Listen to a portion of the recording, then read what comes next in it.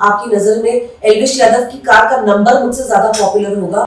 ये धमकियां और ये गुंडागर्दी नहीं, तो प्लीज आप एल्विश यादव की आर्मी हो तो मैं भी दबंग बैक ऑफ। लेकिन उसके बाद जो एल्विश आर्मी के जो लोग हैं, पता नहीं कौन है ये लोग, और पता नहीं क्या समझते हैं अपने आप को कि ये किसी को भी धमका सकते हैं, किसी को भी डरा सकते हैं। It was very disturbing. मुझे रात भर नींद नहीं आई थी, मैं डर गई थी। मेरे मम्मी पापा मेरे इंस्टाग्राम पे जो कमेंट्स आते हैं उन कमेंट्स को देख के डर गए थे कि आप नहीं धमकी दे सकते हो, ये गलत है, जरूरत पड़े तो कंप्लेन भी फाइल करना। This entire so called army that guys please. और अभी ये एल्विश के लिए कुछ भी बोलो तो उसकी आर्मी गालियां देने लग जाती है आपको। यार ये क्या बात हुई यार?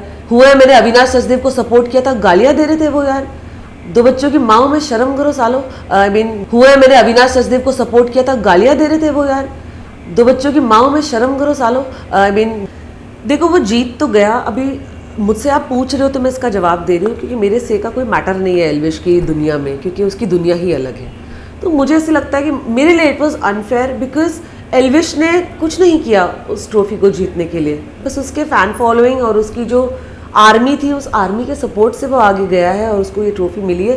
बिकॉज देखा जाए तो बस वो एक फाइट उसकी जो हुई थी जिसमें उसने लाइन क्रॉस की थी, सलमान सर ने उसको समझाया था, उसको दिल से बुरा लगा था, रोया था, उसके बाद उसने कुछ किया ही नहीं। He didn't do anything. So I felt कि जस्ट बिकॉज उसके फॉलोअर्स है वो ट्रॉफी जीत गया, दिस इज़ नॉट फेयर। उसने तो ट्रॉफी की इज्जत भी नहीं रखी। मैंने कहीं एक वीडियो देखा था वह ही हैड सेड कि वापस ले लो ट्रॉफी, मुझे पैसे भी नहीं मिले और something like that. Come on now, this is like stooping very low. I think this is stooping very low.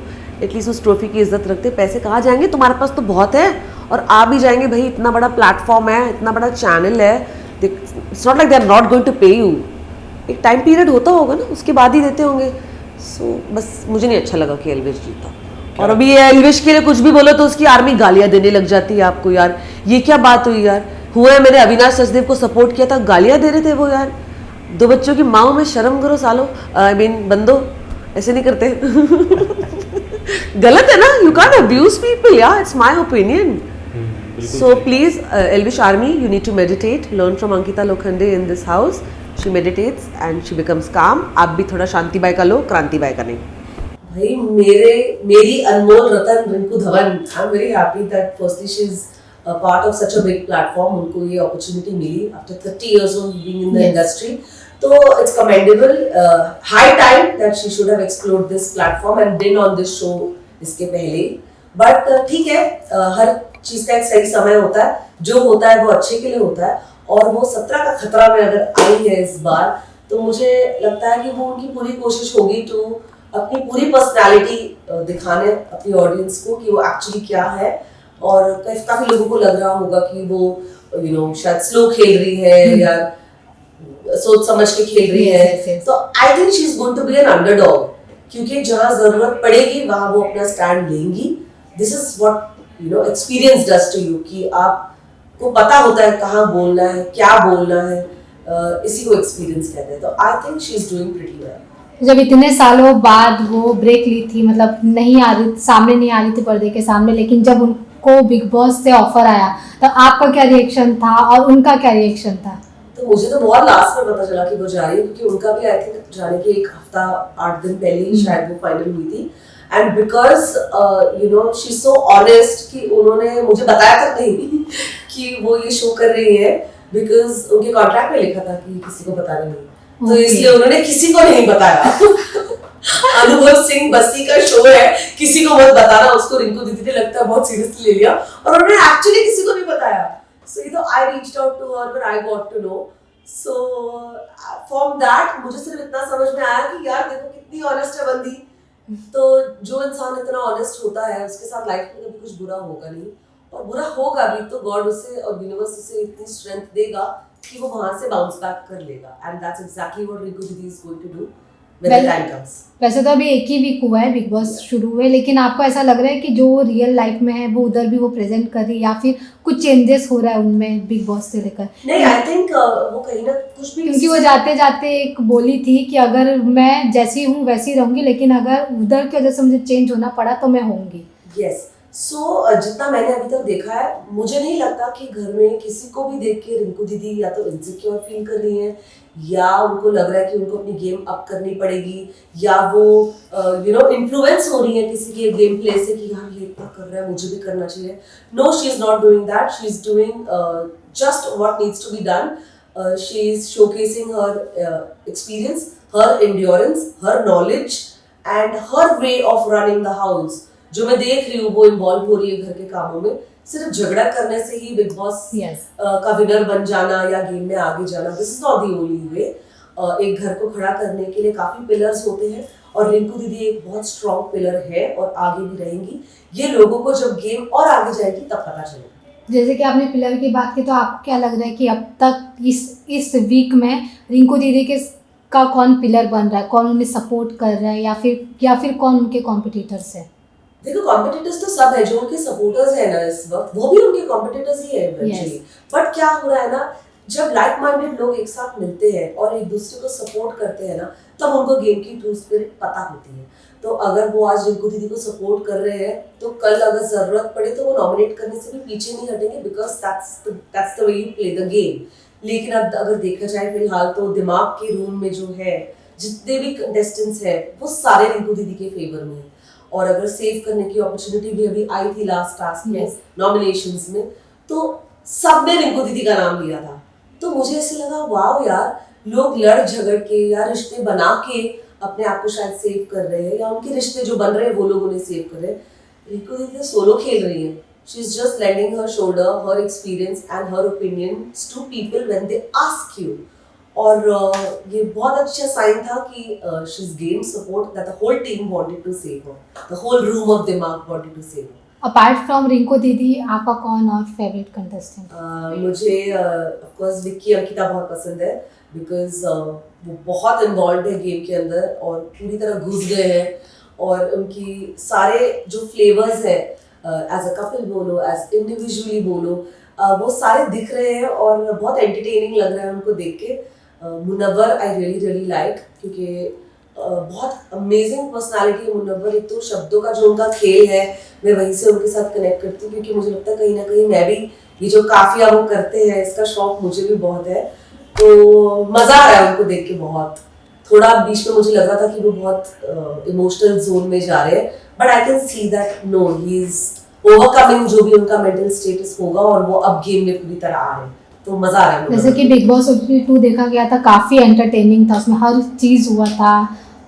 As compare to OTT 2, आपको ऐसा लग रहा है कि इधर भी एंटरटेन होगा वैसा जैसा हुआ था पहले? Of course. एक तो मुझे लगता है किसी भी दो चीज के अंदर जो ये हम ना चाहते हुए भी जब हम कंपैरिजन करते हैं ना, वो हमें नहीं करनी चाहिए, because we have to take every project as a different flavour, क्योंकि लोग अलग है. अगर सेम चीज आप देखोगे तो आपको ही मजा नहीं आएगा. आपको खुद, अब अभिषेक को हम देख रहे हैं तो हमको यही लग रहा है ना कि वो देखा दिखाया रटा रटाया कर रहा है. तो ये हमको भी वो दिखता है. So it's a nice thing that 17 अलग टाइप के लोग आए हैं घर के अंदर और अपना अपना फ्लेवर दे रहे हैं. तो मजा आ रहा है. और मुझे लगता है फर्स्ट वीक में ही काफी ड्रामा, काफी मुद्दे और काफी सारी चीजें ऐसी आ गई थी जो शायद कहीं ना कहीं वीकेंड के वार पे भी एड्रेस नहीं की जा सकी, क्योंकि इतना कंटेंट था. तो मुझे लगता है पहली बार ऐसे हुआ कि फर्स्ट वीक के अंदर इनको इतना कंटेंट मिल गया.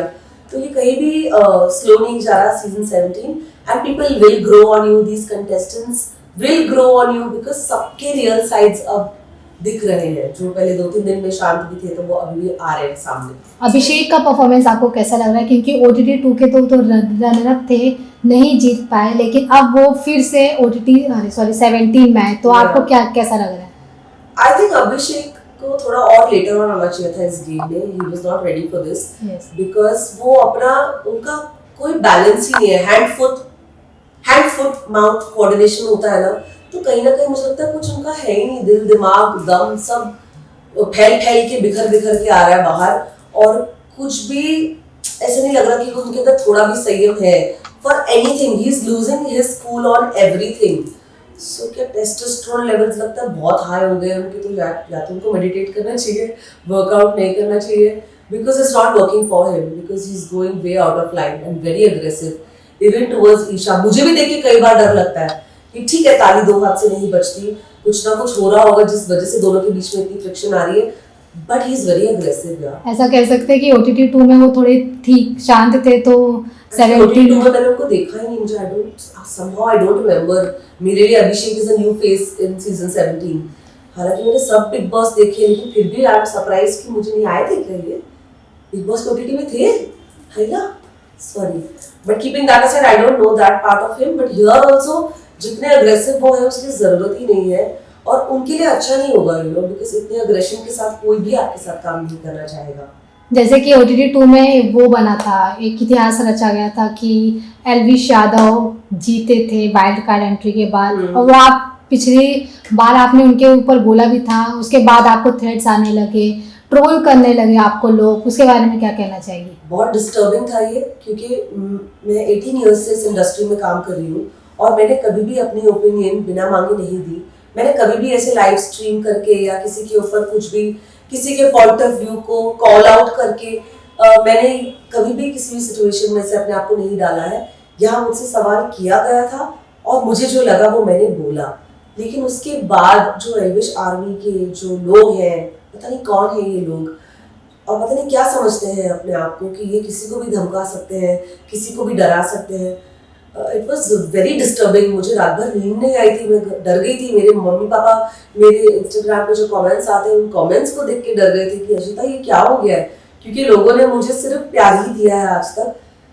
इतना वार, वो भी गालियों का, गंदी गंदी गालियां। मेरी पूरी कोशिश रही कि मैं एक एक को इंडिविजुअली जाके ब्लॉक करूं, रिपोर्ट करूं इंस्टाग्राम पे, जो मैंने किया भी, लेकिन ये खत्म ही नहीं हो रहा यार। This is a war that I think needs to be fought in the right spirit. You cannot call out and abuse people just because वो अपना opinion दे रहे हैं when asked. आप नहीं धमकी दे सकते हो, ये गलत है। So मुझे लगता है इसके लिए स्टैंड लेना, इसके लिए आवाज उठाना, जरूरत पड़े तो कंप्लेन भी फाइल करना बहुत इम्पोर्टेंट है। And again you are asking me, so I am telling you that this was very disturbing for me. तो आप अब तक किसी के ऊपर ऐसे केस फाइल नहीं किया है ना, और पुलिस जाकर कि ऐसे मुझे डेथ थ्रेट्स आ रहे हैं ना? नहीं, अभी तक नहीं। मुझे I don't know, this is very new to me. तो मुझे भी बहुत घबराहट हो रही है कि इसके साथ कैसे डील किया जाए। तो I just want to request this entire so called army that guys please chillax, calm down. हम डेमोक्रेटिक इंडिया में रहते हैं। फ्रीडम ऑफ स्पीच हमें 1947 में मिल गई थी, तो ये फ्रीडम आप हमसे नहीं छीन सकते। We will speak if we are asked. I am an actor. आपकी नज़र में मैं कुछ नहीं होंगी। आपकी नज़र में एल्विश यादव की कार का नंबर मुझसे ज़्यादा पॉपुलर होगा, लेकिन मैंने अपनी जितनी पॉपुलैरिटी हासिल की है, जितना भी फेम हासिल किया है, वो अपनी मेहनत से किया है, अपने काम से किया है, बिकॉज यही एक एक्टर का काम है, अपना हुनर दर्शाना। ये धमकियाँ और ये गुंडागर्दी नहीं। तो प्लीज़, आप एल्विश यादव की आर्मी हो तो मैं भी दबंग था। Back of. ऐसा कहा जा रहा है कि लोग, ऐसा वीडियो वायरल हो रहा है कि आप उनको सॉरी भी बोल दिए। लोग पता नहीं कौन सा वीडियो है, कौन वायरल कर रहा है। मैंने आज तक सॉरी नहीं बोला उनको। मैंने कोई स्टोरी देखी थी जिसमें उन्होंने कहा था अरे अरे वो सॉरी बोल रही है। मैंने उसको सिर्फ ब्लाइंड आई दिया, क्योंकि मुझे लगता है ये बच्चे होंगे, शायद इनको शायद नहीं पता होगा ये क्या कर रहे हैं। You know, they are just following one, you know, एक भागता है उसके पीछे 50 भागते हैं, ये शायद वो है। I wanted to give it a blind eye, but again since you have brought it up, I have not asked for any apology. मैं सिर्फ हाथ जोड़ के ये रिक्वेस्ट कर रही हूँ कि जो गंदी भाषा का इस्तेमाल आप लोग करते हैं, प्लीज मत करिए। हम फैमिली वाले लोग हैं, हमारे बच्चे हैं, दोस्त हैं, सर्कल है, इंडस्ट्री में नाम है। प्लीज ये गालियां मत दीजिए, प्लीज। मेरे से मेरा ओपिनियन मांगा था, मैंने वो ही दिया, वो भी बहुत प्यार से। So please don't abuse. अगर बात करें पर्सनली, नॉट बिग बॉस, मतलब पर्सनली एल्विश के बारे में आप क्या सोचते हैं? पर्सनली एल्विश, आई थिंक मैंने जितना उनको देखा है बिग बॉस में ही देखा है, मुझे अच्छे लगे थे वो। He was funny, he had his side where, बहुत एक आम आदमी का, एक बहुत ऑनेस्ट इंसान जो होता है, मैंने वो भी देखा उनके अंदर।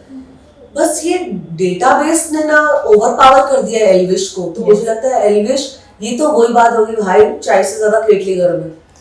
तो please just figure your shit out and tell your people कि आपकी अच्छाई एक्चुअली खत्म हो रही है आपकी आर्मी की वजह से।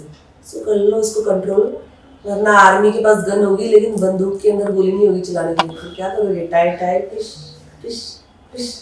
और लास्ट मैसेज रिंकू दीदी के फैंस के लिए, क्योंकि आपके थ्रू उनको मैसेज मिलने वाला है। यस, रिंकू दीदी के सारे फैंस को मैं ये बोलना चाहूंगी that she is actually like I call myself Dabangg Dhawan, तो वो दबंगी कहीं उन्हीं से सीखी है मैंने. So be rest assured entertainment का पूरा डोज मिलेगा. सारा ड्रामा, सारे एलिमेंट्स और सारे फ्लेवर्स आपको चखाए जाएंगे, क्योंकि जो धवन परिवार है वो पंजाबी है और साडी रिंकू को भी पीछे नहीं हटने वाली. तो ये पंजाबी तड़का आपको जरूर दिखेगा. Just wait and watch.